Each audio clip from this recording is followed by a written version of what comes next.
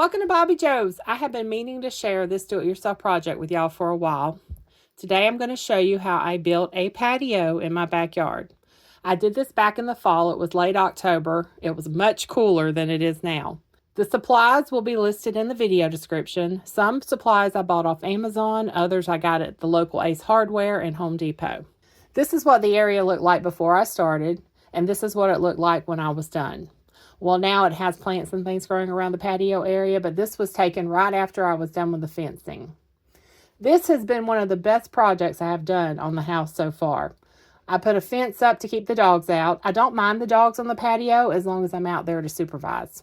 I worked on this for about 4 to 5 hours each day for 5 days. I did this alone, so if you have help and you don't take breaks like I did, you can get it done a lot quicker. Steve did go pick up the truckloads of rock for me at Ace Hardware, but he was out of town a lot while I was working on this, so I was doing this project by myself. Actually, most projects I prefer to do alone. So to start with, I removed as much grass as I could, and I tried to level out the ground. I could not get the ground completely level because it is very rocky and there are tree roots all over the place in this area. I placed pavers along the edge of the house, and then I outlined with landscaping timbers. I probably should have measured and did all of that, but I didn't. If Steve were helping, I know he would have done measurements because he is very precise about things, and I just kind of go with it.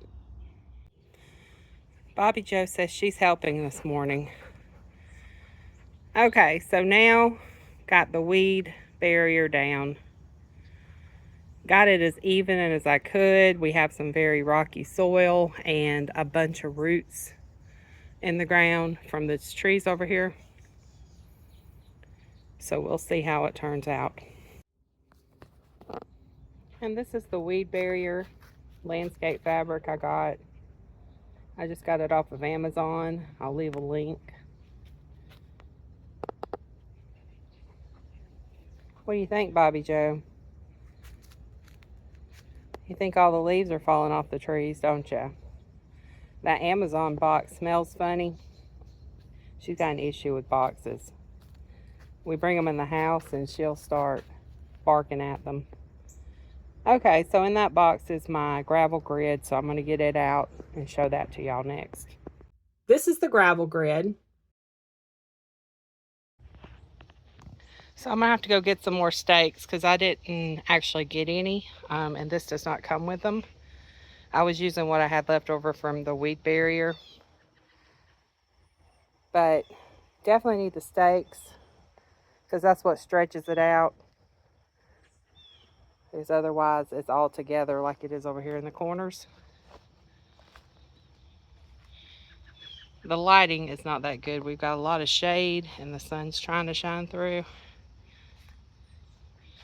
As you see in the corners here, gonna have to have something to stretch it out and hold it.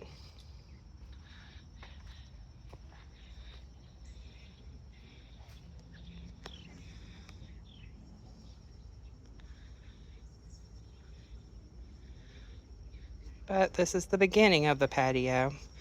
It doesn't go all the way to the end, which is fine because I'm gonna have a little area down here at the end where I'm going to put some plants. I put the weed barrier all the way out here because I'm going to put up this fence to keep the dogs out, and I'm also going to do some plants along that fence. So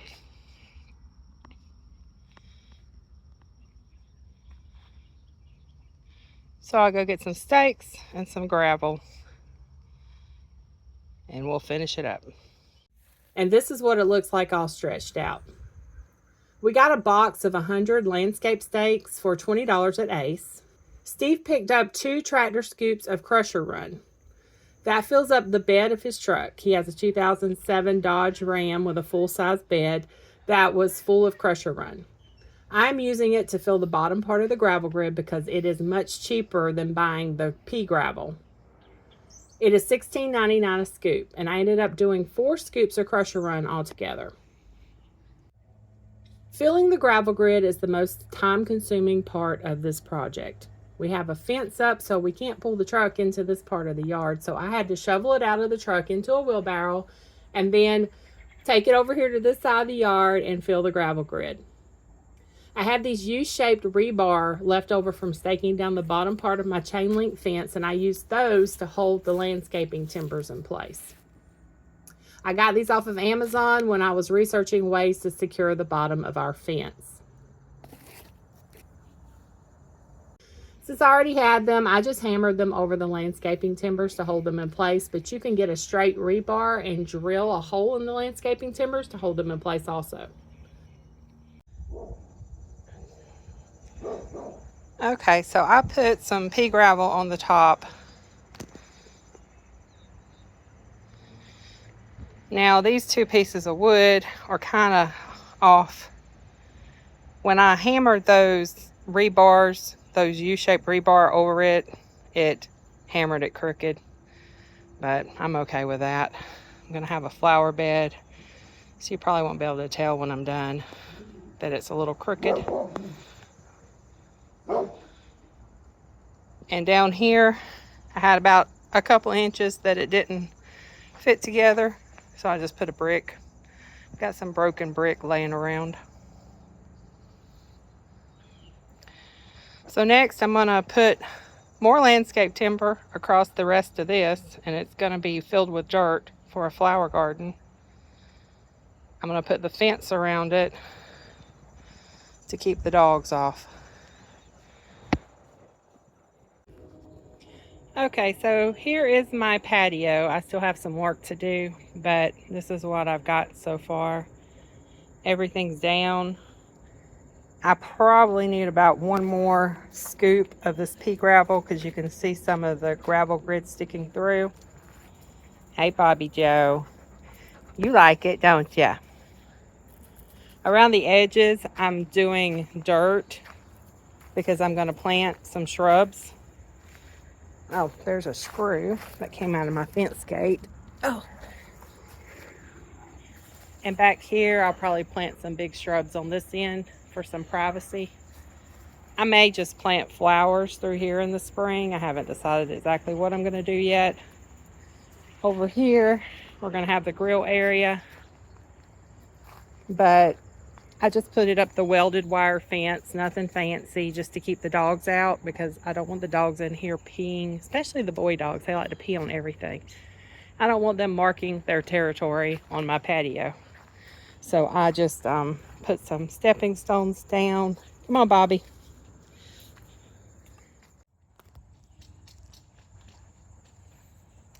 So my fence, like I said, is just welded wire, and it is an old fence that's been up before. I got one of these gates that go with one of these.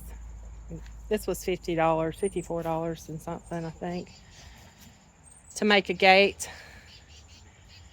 It's a sturdy gate. It's sturdier than I thought it would be, but it's difficult to line it up. And it's still not lined up correctly, but at least it closes to where I don't have to worry about the dogs getting in there. And I just have the welded wire going over to each fence or gate post just to keep the dogs out. It's not supposed to look beautiful or anything like that. I just wanted an area that Steve and I could enjoy cooking outdoors and having a picnic out here with the dogs without the dogs being on everything, because we do have 5 dogs and they can be a handful. What do you got? Like I said, I don't know. Oh, that is probably left over from the solar guys. There is I could probably hammer these into the ground a little bit more. I may. The ground is so hard though. These are supposed to go all the way down, but I wanted the gate to be able to open over the patio. But there is a little gap there, but my big dogs won't get through that. A little dog would, but my big dogs won't. Will you, Bobbi? You won't fit through there, will you? But I do have a couple more things to do. Like this area right here, I've got to get a piece of landscape timber cut for it. And also back there in the back, this is the area where I'm going to plant some shrubs, give us some privacy on this side. And like I said, I haven't decided what I'm going to plant all the way down through there. But it's I think it's 8 by 17 or 9 by 17. It's fairly good size. It was a lot of work. I did all this by myself, so it can be done. I'll figure out how much all of this cost. Like the fence I already had. The only thing I bought was the gate. I already had the stepping stones. We bought the landscape timbers, although we had some. That one there was already here. And the rock and the gravel grid. So, and then I'm gonna buy some shrubs to go back here. But the rest of it, like these rebar things here, we already had.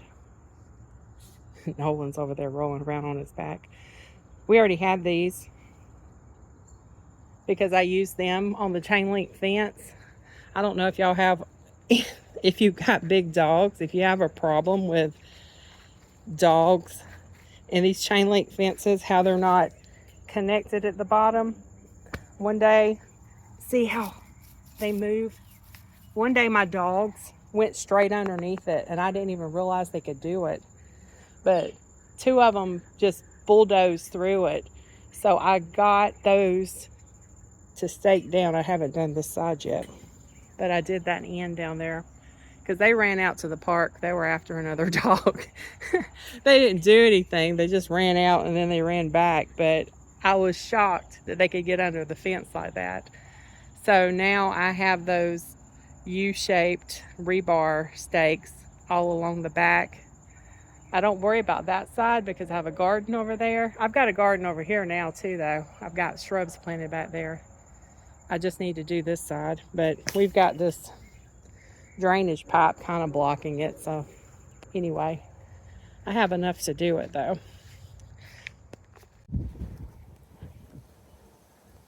So prices are constantly changing and things cost different prices depending on where you purchase them. I kept all my receipts. So the patio minus the fence and gate, just the patio, not the fence and gate, cost me $289 in materials. That is 4 scoops of crusher run, 4 scoops of pea gravel, a gravel grid, landscape weed control fabric, and landscape timbers. Like I said at the beginning, this patio has been the very best thing I have done. We love having an area to sit and enjoy the outdoors. And when the weather is cooler, I can sit out here on the patio all day. I work from home, so I set up my office on the patio table sometimes and just stay outside all day. It is so nice. Well, there you have it. Nothing fancy, but that's how I made an outdoor space to enjoy for under $300. Thanks for watching. Y'all have a blessed day.